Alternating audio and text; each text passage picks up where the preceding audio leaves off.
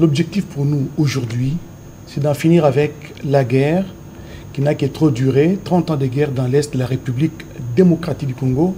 Venir avec l'idée du fédéralisme aujourd'hui, c'est de donner les flancs à l'ennemi, l'ennemi qui est connu, l'agresseur, le Rwanda. Vous savez, Olivier Kamitatu, lui qui a milité pour la mise sur pied de la démocratie en République démocratique du Congo, il a été président de l'Assemblée nationale. Donc, les soucis, c'est quoi? C'est quand il y a un déficit en matière de gouvernance, c'est une opinion fédéraliste qui émerge très souvent dans les...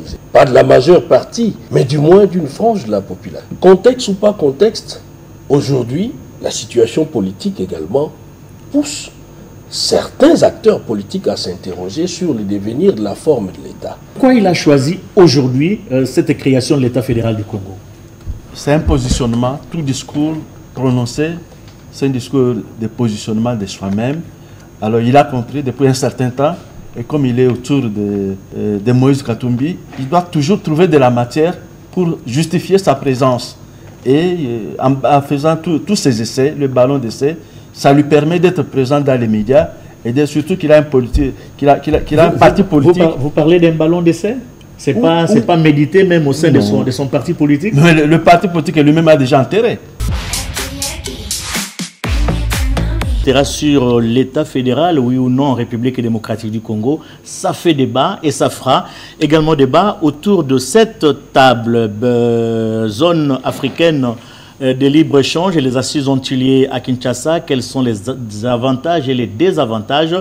Nous allons en discuter au cours de cette émission. Et puis enfin, procès Matata Mponyo dans l'affaire Bukanga Lonzo. Matata doit-il être poursuivi devant les instances judiciaires, notamment à la Cour constitutionnelle, oui ou non?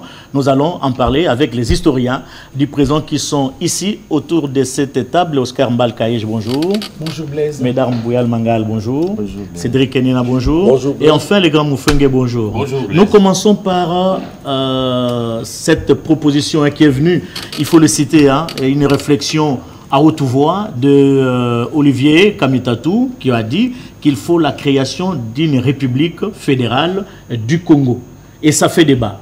Est-ce que c'est l'opportunité de créer aujourd'hui cette république fédérale du Congo, oui ou non? Oscar Mbalkaïch, le moment est opportun?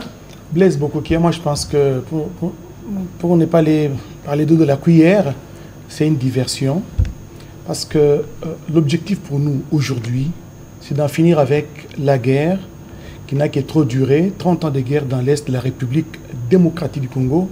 Venir avec l'idée du fédéralisme aujourd'hui, c'est de donner les flancs à l'ennemi, l'ennemi qui est connu, l'agresseur, le Rwanda. Vous savez, Olivier Kamitatu, lui qui a milité pour la mise sur pied de la démocratie en République démocratique du Congo, il a été président de l'Assemblée nationale lors de la transition entre 2003 et 2006. Il a été plusieurs fois ministre, notamment ministre du Plan et Révolution de la modernité entre 2007 et 2011. Il ne pouvait pas se permettre, par les temps qui courent, où le pays est menacé de balkanisation dans sa partie orientale, et parler en termes de fédéralisme. Parce que fédéralisme, dans l'entendement de beaucoup de Congolais, c'est la sécession. C'est le tribalisme. C'est détaché du grand bloc, du grand ensemble, et c'est constituer un État à part. Ce n'est pas le fédéralisme tel que défini par les Occidentaux. Moi, je pense que c'est une mauvaise démarche. Mesdames Bouyal, pourquoi aujourd'hui, Kamitatu propose qu'il y ait la création, d'un État fédéral de la République, non, un État fédéral du Congo, c'est comme ça, le terme qu'il a utilisé. Pourquoi il a choisi aujourd'hui cette création de l'État fédéral du Congo? C'est un positionnement, tout discours prononcé, c'est un discours de positionnement de soi-même. Alors il a compris depuis un certain temps, et comme il est autour de Moïse Katumbi, il doit toujours trouver de la matière pour justifier sa présence. Et en faisant tous ses essais, le ballon d'essai, ça lui permet d'être présent dans les médias et surtout qu'il a un parti politique. Vous parlez d'un ballon d'essai? C'est pas médité même au sein de son parti politique? Mais le parti politique lui-même a déjà enterré. Est-ce qu'il parle de son parti? Il ne parle plus jamais du parti politique. L'arc. Non, le parti, il l'a déjà enterré. Il est connu plus comme le porte-parole de Moïse Katumbi. De l'ensemble pour la République. De l'ensemble pour la République. En réalité, ce parti-là, il a déjà intérêt. Mais lorsqu'on interroge l'acteur, lui qui a été président de l'Assemblée nationale pendant la transition, il connaît le débat, et pas seulement cela. Il a participé au dialogue de Sun City en Afrique du Sud pour le compte du MLC. Et il connaît à peu près les enjeux. On s'est retrouvé avec lui, j'ai dit en tant que reporter, à Matadi, à la suite à quelle occasion? À la suite de ce qu'on appelait l'accord de cascade entre le MLC et le gouvernement. Oui. Alors il était question d'élaborer une constitution qui allait faire de Jean-Pierre Bemba Premier ministre. Un accord qui a échoué. Bon, c'était un voyage inutile. L'État a dépensé de l'argent et finalement, on s'est retrouvé, où ils se sont retrouvés en Afrique du Sud, à Pretoria. Pour les négociations politiques intercongolaises. Pour l'accord global et inclusif. Non, c'était déjà les négociations, la première partie. Oui. Alors, il a représenté le MLC à Matadi. Parce qu'on tenait à faire ce que quelque chose puisse démarrer. Mais voilà l'homme qui est en train de vouloir circuler dans tous les sens. Parce que n'oubliez pas qu'en 2006, il a été un des partisans de ce qu'on a appelé l'AMP, l'alliance électorale qui a permis à Kabila d'être élu en 2006. Et donc, Kamitat, on les connaît, mais son défaut, c'est de traverser des espaces politiques sans s'interroger. Traverser des espaces politiques sans s'interroger, ça c'est Médard qui le dit. Hein. Vous êtes d'accord avec le point de vue de Médard? Traverser oui, bon, les instances politiques sans... Je crois qu'Oscar a replacé les contextes. Les contextes ne s'y prêtent pas, ça s'Oscar mal. Médard Mouyal parle d'un faux débat. Moi je dirais que ce n'est pas un faux débat, c'est un débat des sociétés, sauf que le contexte n'est pas approprié. Mais il faut revisiter l'histoire. À chaque fois que le fédéralisme prenait les dessus sur l'unitarisme, cela était toujours lié à un contexte politique particulier.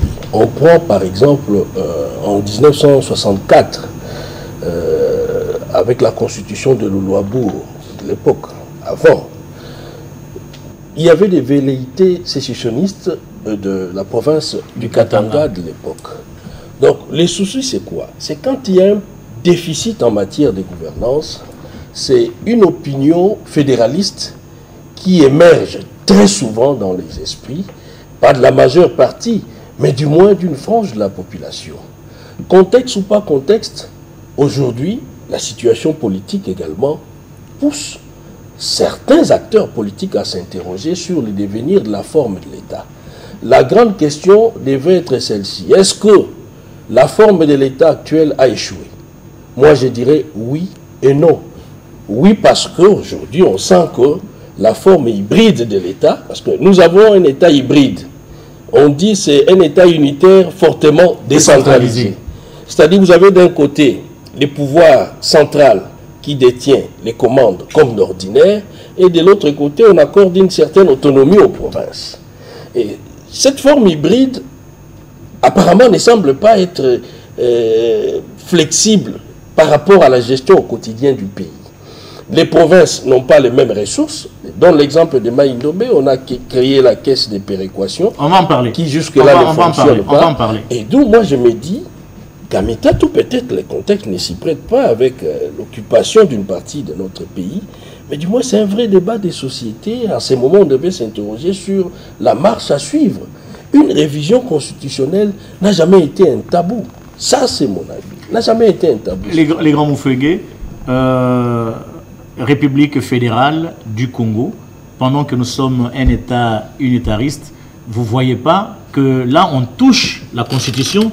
Et les tenants de la révision ou la réforme de la Constitution vont maintenant se prévaloir pour dire qu'on avait raison de changer la Constitution, parce que si nous entrons dans le fédéralisme, automatiquement, il y a certains articles de la Constitution qui doivent changer.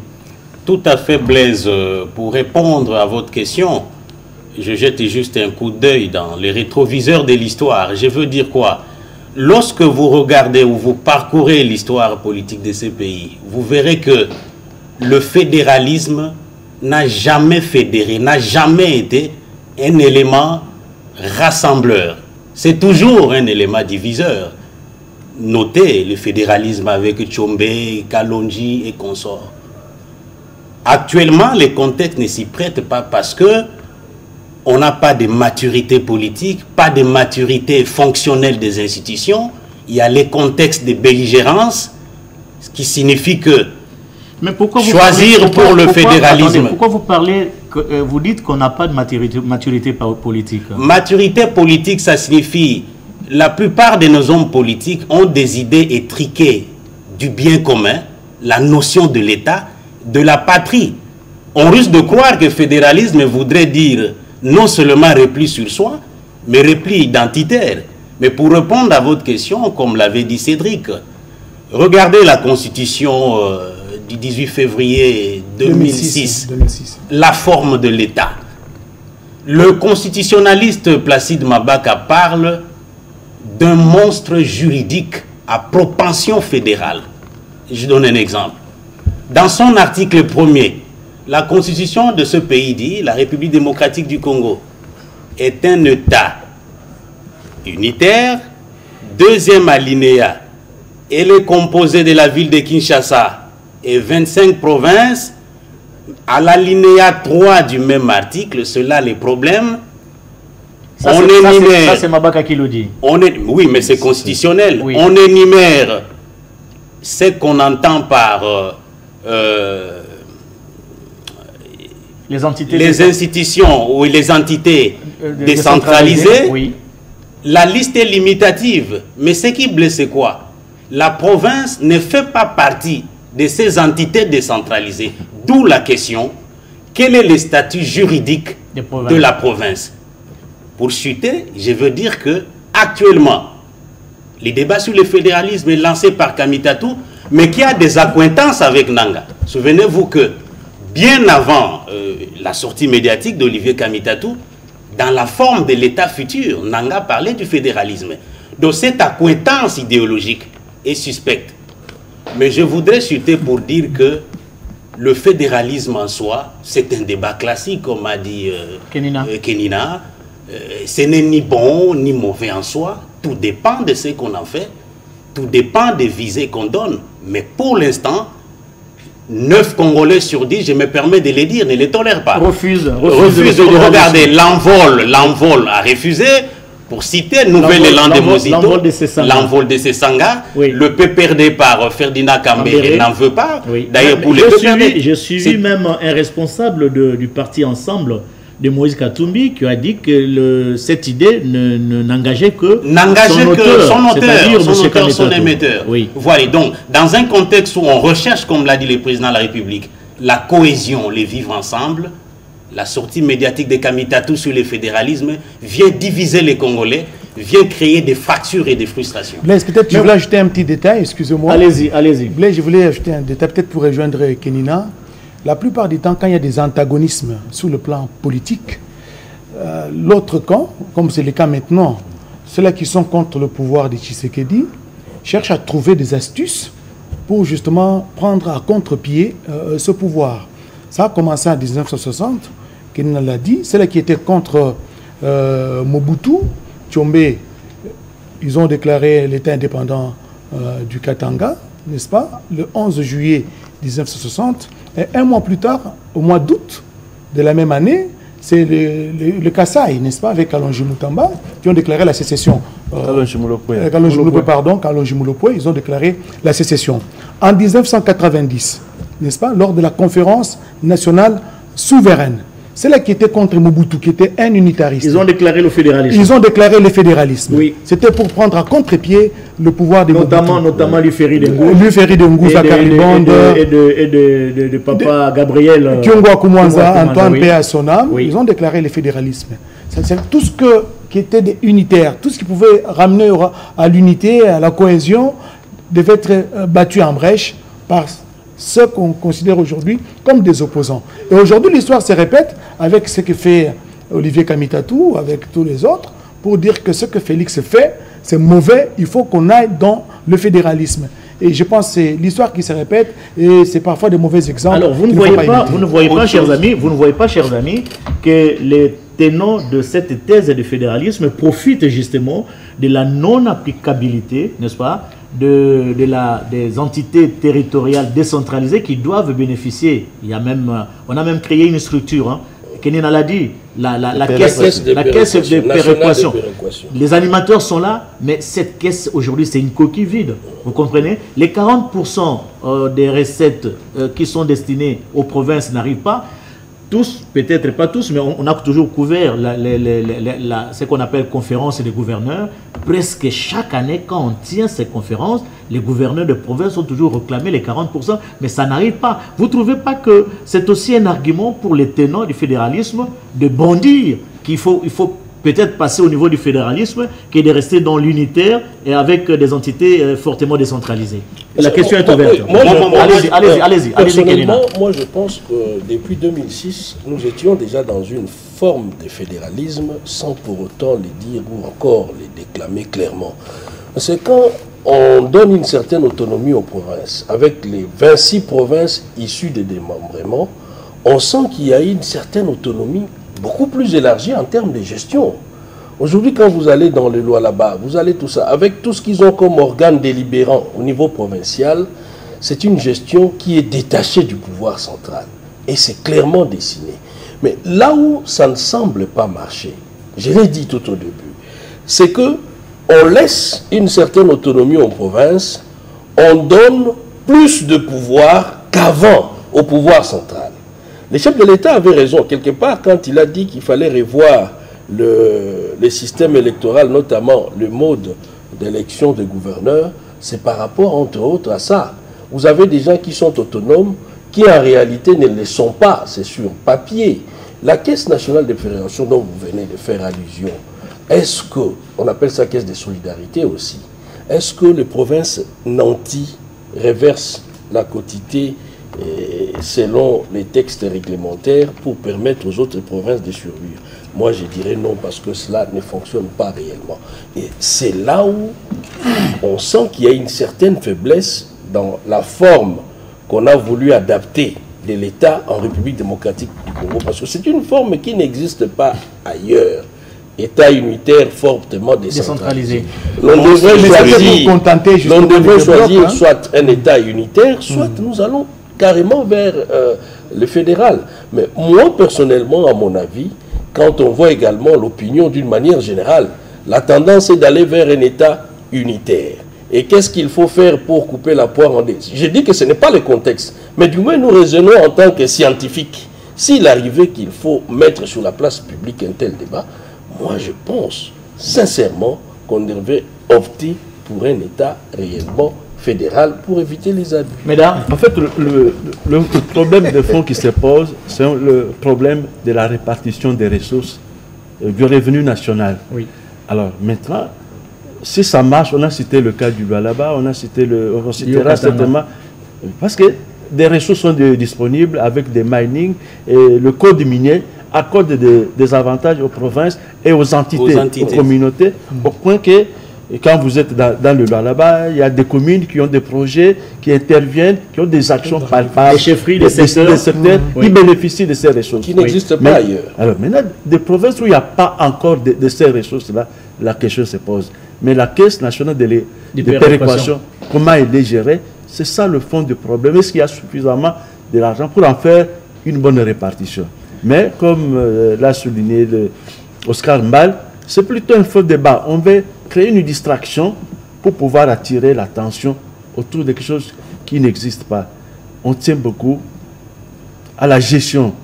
La gestion, ça suppose des ressources. La mobilisation des ressources de l'État est encore insignifiante. Si vous arrivez, par exemple, au niveau de la DGI, mais la DGI n'a pas plus de 20 000 contribuables, ou de 50 000, dans un pays de 100 millions d'habitants. Et notre responsabilité est engagée à ce niveau-là. Et il y a notre responsabilité, on pourrait par exemple le faire au niveau de la ville de Kinshasa. Regardez la question des ménages en termes de production de déchets. Ça fait des problèmes qu'il faille résoudre. Et pas seulement ça au niveau de l'habitat. Est-ce que Kinshasa, ceux qui détiennent des maisons dans la ville de Kinshasa, est-ce qu'ils payent des ressources destinées par exemple à la province? Et donc, des questions, nous devons les poser davantage mais ce n'est pas ni au niveau de la forme de l'État, mais c'est plutôt au niveau de la forme en termes de mobilisation des ressources pour l'État et surtout la répartition. Mais ce qui nous donnerait davantage l'avantage de poser aussi une autre question de fond.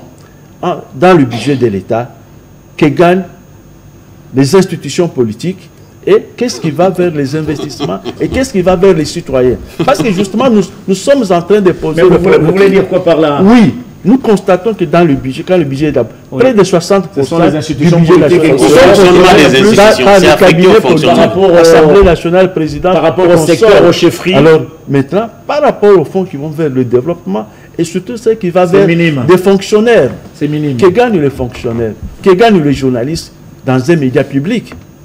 C'est cela. On devra apprendre à être juste. Que gagne un professeur d'université. Oui. C'est injuste qu'il y ait des élus du peuple qui bouffent l'essentiel et on va organiser la distraction en donnant l'impression qu'on a le sens de l'équilibre, qu'on a le sens de l'État. Non, nous devons avoir le sens de l'État à tous les niveaux. Que chacun soit en mesure de consentir des sacrifices. Entité territoriale décentralisée ou déconcentrée, quelque chose de ce genre. Mais le grand Moufouégué, quel est le rôle que doit jouer pleinement la caisse de péréquation? Au fait, la philosophie de la caisse de péréquation, c'est justement jouer à l'équilibre, essayer de compenser les manques des provinces réputées pauvres, non nantis. Ce qui ne semble pas en être le cas. Ce qui ne semble pas être le cas, mais là où je devais embrayer, c'est le fait que le débat ne se situerait pas entre efficacité ou pas d'un État unitaire à propension fédérale d'une part et le fédéralisme d'autre part. Comme l'a dit Oscar, Médard, ça c'est un faux débat. Parce que si je prends rien que l'État unitaire fortement décentralisé, mais le problème de ces pays aussi, c'est que cette décentralisation n'est jamais allée jusqu'au bout. Ça c'est d'une part. D'autre part, on dit oui, entité territoriale décentralisée. Je disais ici que la liste est limitative. C'est un simple slogan. Au niveau du premier article de la Constitution, on extrait la province de cette liste. J'ai parlé du statut juridique. C'était déjà dit. Oui, mais il fallait le rappeler pour aller loin. Qu'est-ce qu'il faut pour qu'aujourd'hui ces entités décentralisées se retrouvent pour le développement des unes et des autres? Mais justement, il faut amener le processus de décentralisation jusqu'au bout, leur doter des pouvoirs réels, pas seulement des pouvoirs au niveau de texte. Regardez encore, je vais rapidement, la révision constitutionnelle de 2011. On revoit, on renforce le pouvoir du ministre de l'Intérieur, qui a cette fois-ci compétence de dissoudre une assemblée provinciale, de suspendre un gouverneur. C'est un élan d'étouffement et de freinage, si vous voulez, de ces entités qu'on voulait autonomes. Vous auriez aimé quoi? Vous auriez aimé Non, quoi? mais il y a une dernière idée. Je dénonce une hypocrisie de la part de Nanga et Olivier Kamitatou, c'est le fait qu'ils ont oublié, qu'en remettant le débat sur le fédéralisme, ils ont oublié que le passage obligé, c'est le changement de la Constitution. Parce qu'on va bousculer les structures ou l'assiette sur laquelle l'État est assis. On ne peut pas instaurer le fédéralisme sans changer la Constitution. Ça, ils n'ont pas vu. Le président de la République, Félix-Antoine Tshisekedi Tshilombo, avait raison. Il avait raison de procéder à la révision ou à la réforme de la Constitution. Si nous prenons cet aspect du fédéralisme aujourd'hui. Oui, le président de la République avait raison, mais ils ont été les premiers à combattre cette démarche de la révision. Mais pourquoi cette volte-face? C'est une réflexion à haute voix qu'avait lancé le président de la République, parce qu'il y a beaucoup d'incongruités par rapport à la forme de l'État, qu'il l'a dit. Un monstre juridique comme par ailleurs, à travers le monde, un État unitaire fortement décentralisé. C'était une façon de contenter les deux blocs, les blocs des unitaires et les blocs de partager les on trouve une formule, une forme de l'État qui n'a jamais existé nulle part ailleurs. Et on l'a imposé à la République démocratique du Congo. Et aujourd'hui, ça nous crée des problèmes. Mais c'est ce qui laisse dire à certains que c'est une constitution des belligérants. C'est une constitution des belligérants, comme le disait le professeur Bakandeja, un grand constitutionnaliste. Le fédéralisme aujourd'hui, Blaise Bokoukia, camoufle des idées séparatistes. Ça veut dire que pour les unitaires, il faut un État-nation. Oui. Mais aujourd'hui, ceux qui réclament le fédéralisme a encore écrit. Mais en soi, le fédéralisme n'est pas mauvais, mais le moment n'est pas opportun pour que nous puissions mettre en application le fédéralisme. Mais moi, j'aimerais que ça soit un débat essentiellement aussi scientifique, parce que du point de vue politique, on sait l'intention derrière laquelle M. Kamitatou a lancé ses ballots d'essai. Mais dans la réalité, c'est quoi? L'État fédéral, c'est d'abord la recherche d'une certaine émulation entre entités administratives. C'est-à-dire, quand ces entités s'avèrent réellement autonomes, les cas de Kolwezi ou la province du Malaba, comme l'a dit tout ça, avec les ressources propres, une entité peut se développer seule, sans intervention du pouvoir central.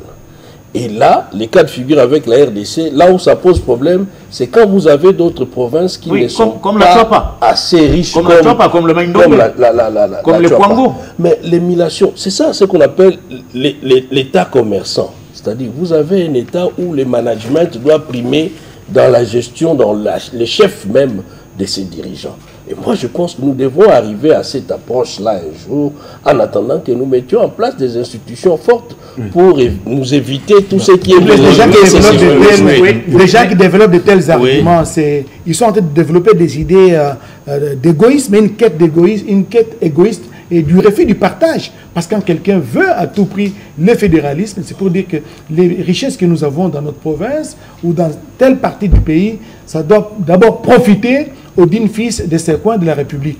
Et nulle part au monde, à moins que vous puissiez me dire le contraire, le fédéralisme n'a pu amener à l'unité du pays. Mais la première puissance au monde, c'est l'État fédéral. Ce pays n'a jamais été colonisé, il n'a jamais eu l'indépendance, mais le pays s'est développé sur base de vérités fédéralistes. Mais aujourd'hui, l'Éthiopie a des problèmes. À cause de l'accent mis. On ne peut pas généraliser.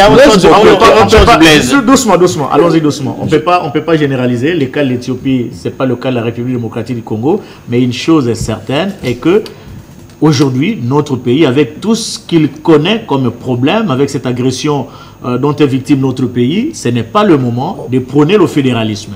Mais le fédéralisme en soi, ce n'est pas une mauvaise forme. Ni bon ni mauvais. On a pour exemple, la première puissance au monde, les États-Unis d'Amérique, c'est un État fédéral. Ok, en fait, lorsque nous abordons cette question, nous oublions que nous sommes en train de nous adresser aux Congolais. Nous sommes en train... C'est une dimension anthropologique de la question que nous sommes en train d'aborder. Et lorsque nous abordons cette question, nous touchons d'abord les Katangais. Dans leur dimension du départ, quand on parle fédéralisme, on arrache le Katanga des autres. C'est l'élément psychologique qui conduit le comportement, le discours des uns et des autres. Mais il arrive que des Katangais oublient après avoir été... Il faut arriver... Allez-y, vous avez la parole. Je vous protège, mesdames. Vous avez la parole. Oui. Allez-y. Tchombe, c'est justement qui a été le moteur. Vous me présentez comme l'acteur, alors qu'il ne l'était pas forcément. C'est lui qui a été présenté comme l'acteur de la sécession. Mais vous oubliez l'histoire. Que c'est le même Tchombe, après le processus de négociation, qui s'est retrouvé à Léopoldville comme Premier ministre, et il a mené une action où il a participé à la réunification du pays. Et non seulement sur le plan administratif, et non seulement sur le plan sécuritaire, mais Tchombe a aussi participé sur le plan médiatique. N'oubliez pas que la télévision, le projet de la télévision a été lancé, la télévision nationale, bien entendu, a été lancé pendant que Tchombe était Premier ministre, et c'est Mobutu qui est venu parachever avec l'inauguration en 1966. Et donc, lorsque le Congolais parle du fédéralisme, il faut faire attention. Il n'est pas scientifique, il fait partie à l'histoire, il interroge son âme. C'est une question. Mais ce qui est vrai, Médard, il y a quelqu'un qui m'a dit, Blaise, vous savez, toutes les provinces sont riches. Des opportunités. Toutes les provinces sont riches, potentiellement riches, mais maintenant il faut mettre des mécanismes en place pour que ces provinces se développent à partir de leurs richesses. N'ayons pas peur du fédéralisme, mais ce qui est vrai est que ce n'est pas le moment. Laissons le temps au temps, ce fédéralisme viendra un jour, mais aujourd'hui nous sommes dans l'unitarisme. On passe à un autre sujet, ça nous a pris beaucoup de temps, hein. Le sujet était très intéressant. On passe à un autre sujet, cette zone de libre-échange dont les assises ont eu lieu à Kinshasa. Et vous aviez suivi le président de la République qui a pris la parole pour s'adresser aux participants. Quels sont les avantages de la zone de libre-échange africaine et quels sont les désavantages, les grands Moufouégué? D'abord les avantages. Oui, dans un contexte de mondialisation, je veux dire, l'idée de zone de libre-échange, pour moi, c'est la matérialisation même de la vision des panafricanistes, Sékou Touré, Nkrumah et même Nyerere. Mais pour revenir au présent ici, la zone de libre-échange est à la fois une opportunité, mais aussi un défi pour nous, République démocratique du Congo. D'abord, opportunité. Oui. La zone de libre-échange fait de la RDC, de par son emplacement géostratégique, un pôle important d'attraction. Vous savez, la RDC est environnée ou entourée par plusieurs blocs ou groupes importants. Vous avez la SADC, vous avez l'EAC, vous avez la CEMAC. Donc cette position fait de lui un grand marché. Ça, c'est une opportunité. Mais défi veut dire quoi? De par la centralité de sa position, si la RDC ne se désenclave pas, ne se connecte pas en interne, elle risque d'être un frein même à cette intégration africaine. La RDC gagnerait par exemple, je donne un exemple, il nous faut par exemple une voie ferroviaire qui partirait de Lubumbashi jusqu'à Kisangani, de Matadi jusqu'à Goma, de façon que nous soyons à mesure de relier les membres de l'EAC et de la SADC, la CEMAC, voyez. Mais si rien n'est fait, la RDC a un problème de connectivité interne, pas de routes viables, pas de réseaux ferroviaires. Pas de voie fluviale. Oui, même pas de flotte importante en termes d'aviation. Ça risque d'être un frein. Voilà, donc opportunité, mais aussi défi. Il faut y travailler. Oscar? Oui, Blaise Bokokia, j'ai eu la chance de participer au sommet de l'Union africaine au Niger, à Niamey, pour la mise en œuvre de la ZLECAf, la zone de libre-échange économique continentale africaine. D'ailleurs, c'est à peine le président Félix Antoine Tshisekedi Tshilombo commençait son premier mandat. Parmi l'un de ses premiers voyages, il est allé à Niamey pour participer à ces sommets sur la mise en œuvre notamment de la ZLECAf. Parce que d'abord les 12e sommets, les travaux préparatoires c'était à Kigali. Finalement, la matérialisation de la ZLECAf, c'était à Niamey. Et quand il est passé comme président en exercice de l'Union africaine, son combat, le combat de Félix Tshisekedi, c'était la matérialisation de la ZLECAf. Voilà aujourd'hui ce qui est fait aujourd'hui. Ce qui a été fait. Et aujourd'hui, Kinshasa a accueilli pour la première fois la RDC, les 54 pays membres qui sont venus cogiter, discuter sur la mise en œuvre. Pour rejoindre les grands Moufouégué, justement, il y a beaucoup de défis. C'est vrai, la ZLECAf... Vous n'allez plus revenir sur ce Non, je ne reviens pas sur ça. Allez-y. Mais parce que la ZLECAf, c'est pratiquement un espace, un marché intégré. C'est un marché intégré. Un marché intégré d'échange dans lequel il y a la suppression des barrières tarifaires. Oui. Douanières. Ou douanières. Ça veut dire quoi? C'est un rendez-vous du donner et du recevoir. Comme disait Senghor. Dans ce rendez-vous du donner et du recevoir, il y a des produits que la RDC doit offrir dans cet espace, dans ce marché, et en retour, la RDC doit aussi en recevoir. J'ai posé la question au secrétaire général au commerce extérieur, même au ministre du commerce extérieur, Julien Paluku, qui a organisé ces assises à Kinshasa. Il a dit, nous avons plus de 200 produits, ça les nommer. Parce qu'aujourd'hui, par exemple, les piments est beaucoup sollicité. Les piments congolais, même les cacao, les cafés, beaucoup sollicités. Est-ce qu'à l'interne, nous sommes à mesure de produire en quantité industrielle et faire des offres et des services au niveau de la ZLECAf? C'est ce que Moufouégué venait de dire. Dans les cas contraires, nous allons pas de bateau, pas de train. Comment faire évacuer ces piments-là qui est très sollicité au niveau... Il faudra donc une appropriation. Il faudra une appropriation à l'interne de la ZLECAf. L'appropriation, c'est préparé. Parce que jusqu'en 2036, hein, l'agenda 2063 l'agenda 2063 de l'Union africaine nous donne des étapes à franchir, à suivre pour arriver à l'intégration totale au niveau de cette zone de libre-échange. Il faut s'organiser. Il faut s'organiser à l'interne pour que nous puissions vendre toutes ces richesses, tous ces produits. Dans les cas qu'on traîne, nous serons à la traîne. Sur le marché africain. Oui, sans pour autant être pessimiste, je pars d'une phrase simple. Nous consommons ce que nous ne produisons pas et nous produisons ce que nous-mêmes nous ne consommons pas assez. Donc il faut d'abord commencer par renforcer la production interne pour ne pas servir des marchés de consommation pour les autres. Tout à fait. Parce que si nous produisons moins et que nous nous lançons dans cette aventure africaine qui, à mon avis, comme l'a dit Mukwege, ça va profiter, aux autres. Oui. Ils vont écouler leurs produits chez nous et avec plus de 100 millions d'habitants, nous allons constituer une belle offre en termes d'argent pour les autres. Un bon réservoir. Donc, nous devons d'abord consolider la production interne, éviter d'importer plus, chercher à être beaucoup plus compétitif par rapport aux autres, aux membres de la zone de libre-échange. Et c'est à ces moments-là que cela peut être profitable à la République démocratique du Congo. Mais pour l'instant, je pense que c'est un processus. Vous avez quelques désavantages de la ZLECAf? Bon, les désavantages seraient liés justement par rapport à notre qualité, à la qualité de nos administrations. Parce que voilà, lorsqu'on tient le discours, est-ce qu'il y a toujours le suivi avec des détails près, dans la compréhension de ce que c'est, lorsque vous arrivez au niveau de nos frontières, que le service soit accéléré. Et il faut d'abord renforcer l'intégration nationale. Voilà, l'intégration nationale fait défaut. Le riz de Bumba n'est pas consommé à Kinshasa. Nous sommes en train de consommer le riz venu de Taïwan, des pays désertiques.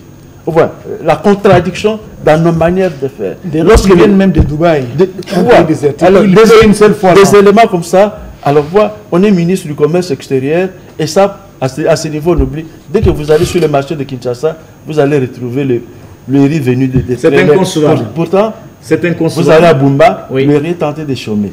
Et donc, commençons par faciliter l'intégration nationale. Que les pommes de terre de Goma soient consommées au Kassai, oui. Que les Ndakala, partie de Kalimé, soient consommées sur le territoire national et à Kinshasa. Évidemment, ça passe pas de route. Mais ça suffit. Il faut créer une cohérence dans l'action publique. Le ministre du Commerce extérieur peut avoir dit ce qu'il a dit. Mais est-ce qu'il est suivi par son collègue des travaux publics ou des transports? Des transports. Non, parlons d'abord des travaux publics, oui. Est-ce qu'il y a des routes? Il faut la connectivité comme disait en commençant par le routes. À côté, vous avez le chemin de fer et vous avez la voie fluviale. Et pourtant, il y avait un projet important dans ce pays qu'on appelait la réunification de la République démocratique du Congo par la voie routière. Oui. Hein? S'il y a une route qui part de Banana jusqu'à Sakania, c'est la RNA, ça serait une bonne chose. Vous traversez beaucoup de provinces. S'il y a une route qui part de Mahagi jusqu'à Bukavu, c'est très bien. Vous passez par Komanda et vous allez jusqu'à Bunia. C'est une bonne chose. Mais aujourd'hui, ces routes sont impraticables. C'est la raison pour laquelle, vous avez raison, Médard, il faut d'abord commencer à la réhabilitation de toutes ces infrastructures routières, ferroviaires, fluviales. Ce sont des défis, justement, ce sont des défis à relever par le gouvernement, le pouvoir central, parce que la RDC, de par sa position, vous avez parlé de la position géostratégique, sa centralité, pour reprendre le terme de Mukwege, donc rien ne peut se faire en Afrique sans la RDC. Sans la RDC. Il faut des routes transnationales. Et elle doit s'assumer comme des mais il ne faudrait pas que ça soit un slogan, il faut que ça se matérialise, ça signifie, nous devons... Il ne faut pas se limiter à parler pendant des années. Le ministre Paluku a parlé du plan national des infrastructures routières. Mais qui est où? En DA 4 ans. Donc il faut des projets comme ça, fédérateurs, mais nationaux. Il y a beaucoup de plans à chaque domaine. Mais autre chose, c'est que ça, c'est au plan national. Mais cette idée des ZLECAf ou quoi, intégration africaine, mais il y a des défis intra-africains, notamment. Ces projets ne peuvent pas réussir avec des guerres ça et là. Comment nous allons écouler nos produits? Nous sommes condamnés à être frontaliers du Rwanda et de l'Ouganda, alors qu'il y a l'insécurité à l'Est. Vous allez au Nigeria, c'est l'insécurité, au Sahel ici. Donc les défis de l'Afrique, c'est aussi une politique de sécurisation continentale. Il faut la sécu. Il faut la sécurité. Oui. Autre chose comme défi aussi, il faut une espèce d'union douanière. Et puis finalement, l'Afrique doit s'émanciper, c'est un défi. Là, je rappelle l'idée de Muammar Kadhafi. L'Afrique doit se doter de sa propre banque pour éviter toutes ces dépendances-là. Avoir sa propre banque, c'est se donner les moyens pour pouvoir donner des ailes à toutes ces idées. On va changer de chapitre, hein, chers amis. Nous courons derrière le temps. Hein. Juste la télé, c'est le temps. Allez-y. Oui, en termes d'avantages, la ZLECAf, c'est un marché de plus d'1,5 milliard des consommateurs. Donc c'est à capitaliser par la République démocratique du Congo. Si nous voulons vendre notre piment, notre cacao, c'est à nous de produire notre café de bonne qualité et l'amener comme offre au sein de cet espace. Commençons par des routes. C'est très important. Que les provinces se C'est très important. Que les provinces se rencontrent, que le marché national fait vraiment des Vous avez raison. C'est un impératif. Non seulement les routes d'intérêt national, mais aussi des pistes de dessertes agricoles, parce que ce sont ces pistes qui vont jusqu'au dans le Congo profond et pour acheminer tout ce qu'on est en train de produire comme richesse. Très bien, on passe à un autre chapitre. Hein. On devrait en réalité accélérer le dossier de ce qu'on appelle le 145 territoires. Aller de fond en termes d'analyse, en termes d'intelligence, parce que chez nous, on a l'art de pouvoir lancer des projets parfois. On vous entend parler comme si on a enterré les 145 territoires. On n'a pas enterré, mais je dis qu'il faut accélérer, renforcer en termes de mécanismes. Très bien. Les 145 territoires ne peuvent pas... Mais ça, c'est un autre débat. Très bien. C'est le même débat. C'est le même débat. C'est dans l'intégration. Nous allons y revenir prochainement, parce que les 145 territoires, c'est un programme ambitieux du président de la République. Il y a quand même des effets. Et si vous allez à l'intérieur, vous trouvez qu'il y a des maisons, des bâtiments administratifs qui sont construits, et les écoles, les hôpitaux et consorts, même les routes. Alors, nous passons à notre troisième sujet. Ça sera le dernier. Avant de parler de l'actu, il y a ce projet, qu'est-ce que j'ai dit moi, ce procès de Matata Mponyo et consorts dans l'affaire Bukanga Lonzo. Je vous pose une question, parce que ça fait également débat. À la place d'être un procès pénal, on a comme l'impression que ça devient un procès politique. Est-ce Matata Mponyo, ancien Premier ministre de la République démocratique du Congo, doit-il répondre devant ses actes et devant la Cour constitutionnelle, oui ou non, Médard? Oui, mais la Cour constitutionnelle, c'est une instance qui est censée justement mettre en cause ceux qui ont atteint le Premier ministre. Et le président de la République. Oui, et le président de la République. Matata Mponyo n'est pas jugé comme l'acteur d'aujourd'hui. Il est jugé, ou si le jugement a lieu, c'est pour des actes qu'il a posés pendant qu'il était Premier ministre. Et donc, tout acteur doit avoir un juge naturel. Mais comment on peut s'imaginer que dans un pays, un ancien Premier ministre ou un Premier ministre n'est pas un juge naturel? Donc, il y a des justices que pour les uns et pas pour les autres. Mais il y a quand même une certaine contradiction. La même Cour constitutionnelle qui s'était déclarée incompétente pour juger Matata Mponyo, et c'est la même Cour qui prend aujourd'hui en charge le procès Matata Mponyo. Nous allons y aller. Soyez calme, nous allons y aller. Nous allons y aller. C'est un débat apparemment intéressant. Nous allons y aller mollo. Les grands Moufouégué. Oui, c'est ici le lieu d'éclairer l'opinion. Ça veut dire quoi? Les avocats conseils de Matata Mponyo Mapon, ancien Premier ministre, ont comme argument, sous la présidence de Kalouba, la Cour a produit l'ancien président de la Cour constitutionnelle, le professeur Dieudonné Kalouba. Oui, je veux aller vite. Allez-y. La Cour a produit un arrêt disant qu'elle n'était pas compétente pour juger Matata. Oui. L'affaire a été envoyée à la cassation. Oui. À son tour, la cassation se déclare incompétente et retransfère les dossiers à la Cour constitutionnelle. Alors, les avocats de Matata estiment que la Cour ne peut pas se dédire. Il y a un arrêt, je vais y aller. Allez-y. Il y a un arrêt qui bloque le processus. Mais non, il faut rappeler ici le principe pénal de la cristallisation de faits. Ça voudrait dire quoi? Ça, c'est le Zolobambi. Hein? Oui, le principe pénal de la cristallisation des faits, ça c'est pour éclairer tous ceux qui nous suivent, c'est libellé comme suit. Matata est jugé pas en tant qu'ancien sénateur, pas qu'en tant que député national actuel, mais c'est en tant que Premier ministre au temps de la commission de faits. C'est ce qu'il faut préciser. Et si on comprend le principe de la cristallisation de faits, ça renforce le pouvoir de la Cour constitutionnelle.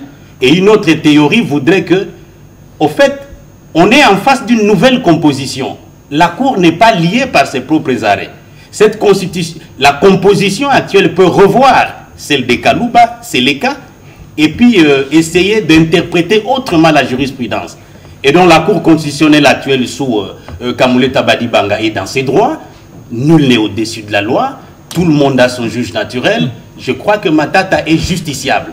Donc c'est fondé, l'argument c'est le principe de la cristallisation. C'est-à-dire Kenina, c'est un procès politique ou c'est un procès pénal? Dans ce procès, on est dans une sorte de carrefour entre enjeux politiques, pression médiatique, mais aussi la quête de la vérité. Et quand je dis enjeu politique, Moufege vient de le dire tout à l'heure, tout en accordant du crédit à la même Cour qui s'est dédiée. Ça, il faut bien le souligner. C'est la haute Cour. Je vois très mal avec des arrêts qui sont irrévocables. Irrévocables, c'est qu'il faut le dire, c'est qu'il faut souligner, en gras d'ailleurs. Et c'est la même Cour qui revient pour faire des Matata injustifiables. Non, mais la beauté du droit, c'est dans les subtilités, allez-y.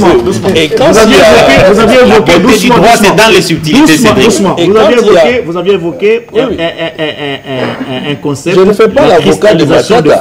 Nous vous les concédons. Et le professeur Luzolo Bambi aussi défend cette thèse. C'est Kenina qui a la parole. Je vous en prie. La Cour s'est dédiée et aujourd'hui, on n'en est plus à ces niveaux. C'est presque à la limite l'instruction. Et ça, c'est d'un côté parce que ça décrédibilise en partie la Cour.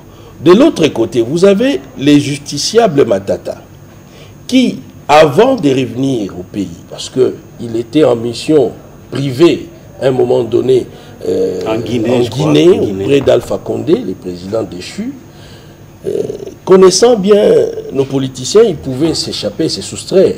Mais il est revenu. Il est revenu en annonçant son retour, en disant qu'il faisait confiance en la justice du pays. En tout cas, j'aimerais bien me mettre dans une certaine neutralité dans les raisonnements. Le même Matata qui dit « je vais faire face à la justice parce que j'ai fait confiance à la justice de mon pays », revient et essaye de se soustraire en mettant au devant de la scène des prétextes avec l'ensemble de ses avocats qui apparemment fait de lui un citoyen moins modèle. Parce que, comme l'a dit Médard, quand on a eu à gérer la chose publique, on doit quand même y répondre d'une certaine manière. On ne peut pas dire qu'on n'a pas un juge naturel. Ça, c'est d'un côté. De l'autre côté, notre Cour devait être beaucoup plus sérieuse en amont déjà. Parce que c'est difficile à comprendre entre deux bureaux à la tête c'est ce jeu de ping-pong qui rendent des arrêts différents. Oui. C'est ce qui fait qu'aujourd'hui, les procès prennent une allure rocambolesque. Le prochain rendez-vous, c'est le 23 avril. Le 23 avril, c'est sous peu. Hein? Oui, beaucoup que c'est sous peu. Oui. Vous savez, moi, je suis gêné. Hein, gêné pourquoi? De m'exprimer sur un dossier qui est en instruction. Vous savez... nous, on est là. Oui, je suis gêné, mais quand même, je vais quand même placer un mot là-dessus. Parce que c'est un dossier à rebondissement. Il faut quand même le noter. Parce que dans les camps, la base de plusieurs partis politiques, surtout ceux de l'opposition, ils estiment que c'est un procès politique. Oui, voilà. Mais la Cour a été claire. Matata candidat, on avait suspendu les poursuites, candidat à la présidentielle. Oui. C'était justement pour éviter cet argument de dire, voilà, c'est une question politique, éminemment politique. Moi, je pense que jusque-là, les cartes sont claires. Il y a eu des fautes ou encore des erreurs de part et d'autre. La Cour qui s'est dédiée de l'autre côté, et de l'autre côté, Matata qui se disait prêt au combat, qui aujourd'hui semble chercher à se soustraire tout en étant déjà en plein procès. On va mettre fin. Mais il y a un élément important, Blaise. C'est-à-dire que le procès a commencé, tout le monde a suivi. Oui. On a passé trop de temps à soulever des exceptions. Mais cette fois-ci, en vertu de l'article 26 du Code des procédures civiles, Dieudonné Kamoleta Badibanga, président de la Cour constitutionnelle, a accepté de joindre toutes ces exceptions et aller au fond. Mais je vais chuter par dire que... Le fond, c'est aussi faire venir l'ancien ministre et délégué des Finances. Oui. Monsieur Patrice qui laissez-moi il n'est plus parmi les justiciables. Je vais clore pour dire que mais les droits, c'est aussi l'élégance formaliste. Je crois que Vital Kamerhe, président de l'Assemblée nationale, l'a repris.